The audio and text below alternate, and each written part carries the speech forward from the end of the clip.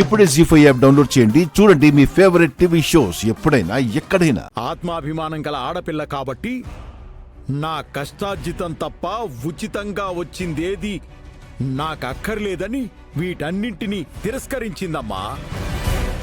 తిరిగి తీసుకెళ్లమని చెప్పింది. అందుకే వాటన్నింటినీ ఆటోలో పంపించేశాను. అన్ని నాటకాలు.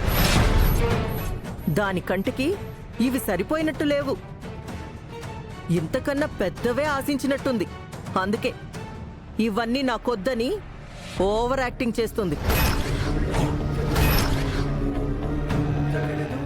సుహాసిని గారు, ఆత్మాభిమానానికి అర్థం తెలియని మనుషులు మీరు. అందుకే నిజాలు తెలుసుకోలేక నిష్ఠూరంగా మాట్లాడుతున్నారు. నోర్మోయ్, నువ్వా పెద్ద ఆయన్ని నీ మాయ మాటలతో నీ చేష్టలతో ట్రాప్ చేశావు. ఆయనకి ఏ మందో మాకో పెట్టుంటావు. అందుకే ఆయన నిన్నిలా అభిమానిస్తున్నారు, సొంత మనవరాల్లాగా ప్రేమిస్తున్నారు. ఈ రోజు సామాన్లు తెచ్చారు, రేపొద్దున్న ఆస్తి మొత్తం దోచిపెట్టినా ఆశ్చర్యపోనక్కర్లేదు. బుద్ధులేడికిపోతాయి. తల్లేమో దొంగ, కూతురేమో గజ దొంగ. అందుకే పెద్ద ఆయన్ని ట్రాప్ చేసి అందిన కాడికి దోసుకోవాలని చూస్తున్నారు. లీలాకృష్ణ,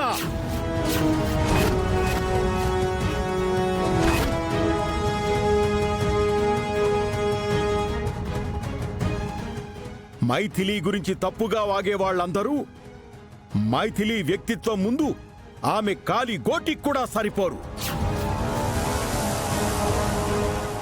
ఇప్పటిదాకా మైథిలి నాకు మందు పెట్టింది, నన్ను ట్రాప్ చేసింది అంటున్నారు కదా. ఇప్పుడు చెప్తున్నాను, జాగ్రత్తగా వినండి.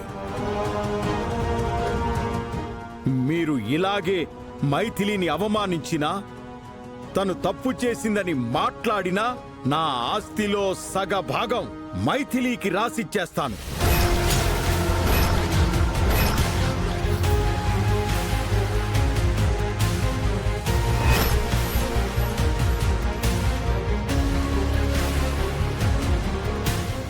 గుర్తుంచుకోండి.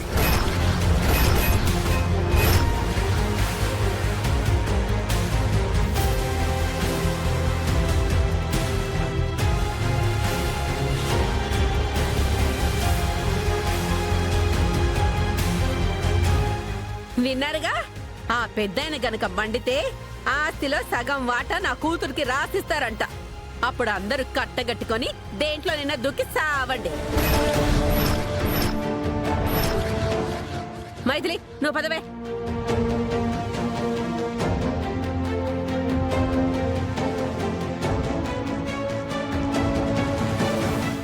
ఎందుకమ్మా?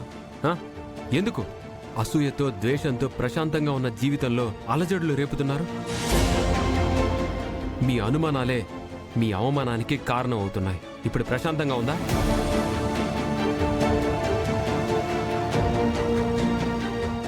జీ5 యాప్ డౌన్లోడ్ చేసి అన్ని ఎపిసోడ్స్ పూర్తి ఉచితంగా చూడండి.